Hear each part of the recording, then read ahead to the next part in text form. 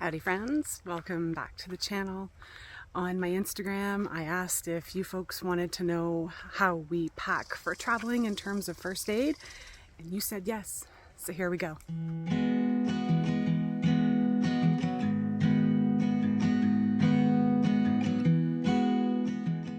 So we are at a provincial park right now. It's our last camping trip before we head back to school in a couple weeks. And whenever we travel, and we've been doing a lot of traveling this summer, whenever we travel, I always bring some natural first aid stuff with us because if I can avoid it, I don't want to go running into town and getting things that I normally wouldn't use.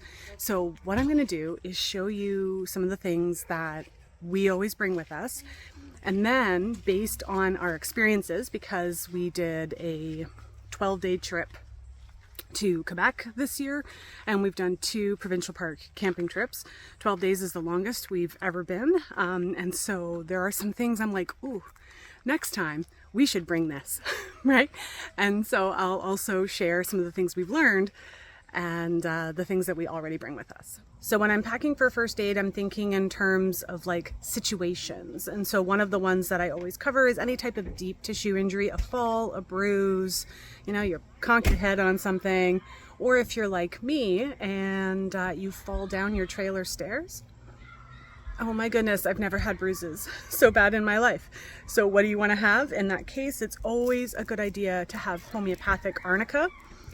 This one is a 30 CH. I'm not a homeopath, so please, my understanding is most acute remedies is the 30 CH potency you're looking for. So you're going to want to have arnica.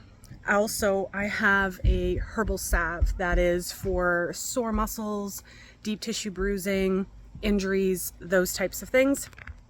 If you want to learn how to make herbal salves, I encourage you to check out Becoming the Herbalist at Home little mini course that I have. I walk you through how to make a herbal healing salve, which I'll talk about in an upcoming segment because you're going to want that in your first aid kit too.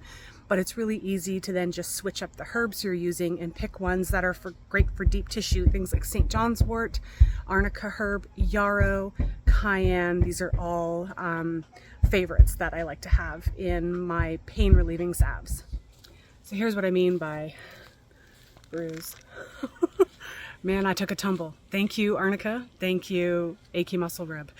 So the next category that I think about is upset stomachs. So this could either be from food poisoning or if, you end up with the flu or something while you're on the road. There are a few things that I want with me. One is some form of activated charcoal.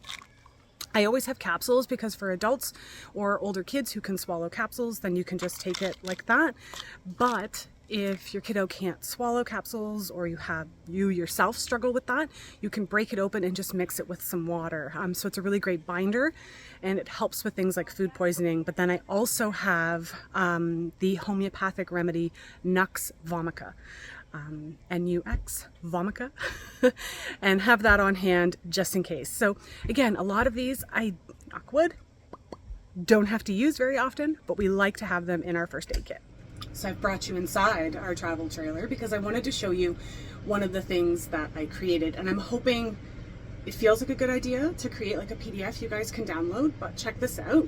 I have a homeopathic cheat sheet so that way I don't have to memorize everything. So check it out. One of the things that Nux vomica is also good for would be hangovers for those of you who indulge in adult beverages.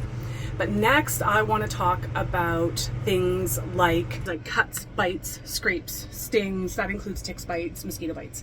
So of course, as you saw on that list, I want to have Apis. Apis is great for allergic reactions. So if you really have an exaggerated response to things like mosquito bites, great for that.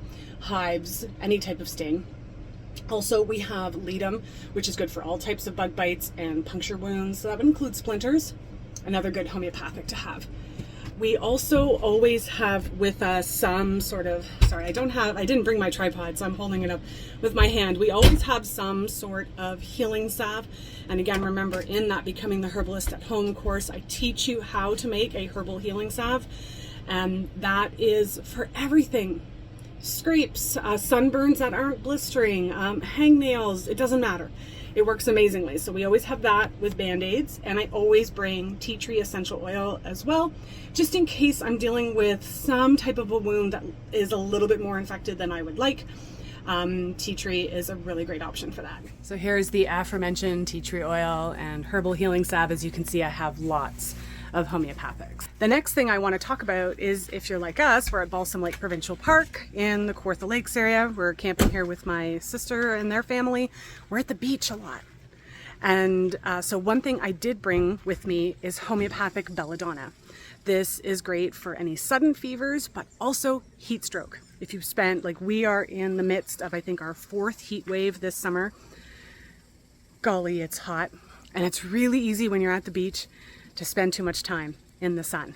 Now, what's one of those items I wish I had brought with me? Aloe vera.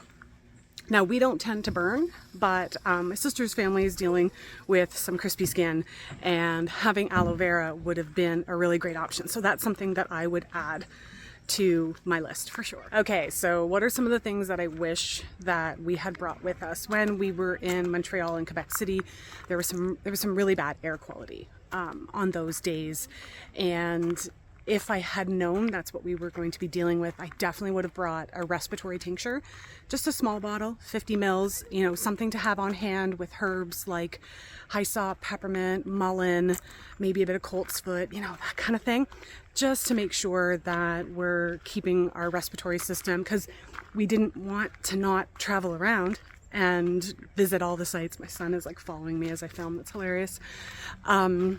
You know, so we're in Quebec City, we're walking upstairs, huffing and puffing at some of the worst air quality, right? And we're being exposed to that. So I would have liked to have brought a respiratory tincture, and I think I'll make like a little digestive tincture too, just in case we're having some trouble with compliance with the activated charcoal, but also with happening like afterwards. You know, when you have an upset tummy and then for a few days after you're kind of unsettled, I think I'd like to have a digestive tincture, just a small one, right, to kind of bring along in my first aid kit.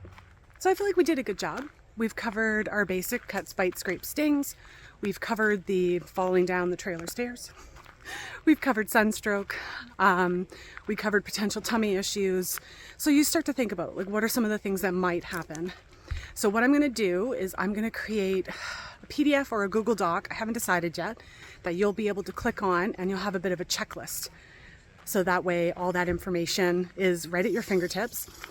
What I want you to do is comment below. What are some things that I'm missing?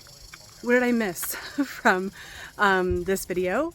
Drop, and remember, we're going to kind of keep crunchy natural in mind. Drop it in those comments below. Thanks so much for watching. Hoping that the rest of our camping trip goes well, and I'll see you in the next video.